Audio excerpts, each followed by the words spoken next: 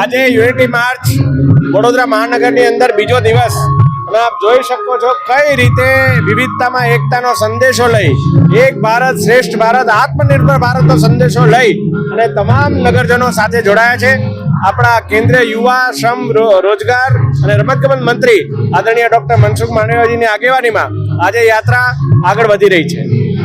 સરદાર પટેલ એકતા યાત્રા અંતર્ગત ભવ્ય લોક ડાયરાનું આયોજન કરવામાં આવ્યું હતું.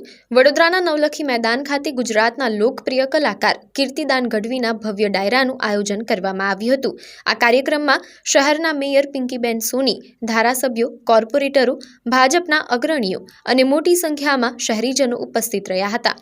કીર્તિદાન ગઢવીએ જ્યારે ભગવાન શ્રી કૃષ્ણ પર ધાર્મિક ભજનો પ્રસ્તુત કર્યા ત્યારે ડાયરામાં ભક્તિમય માહોલ છવાઈ ગયો.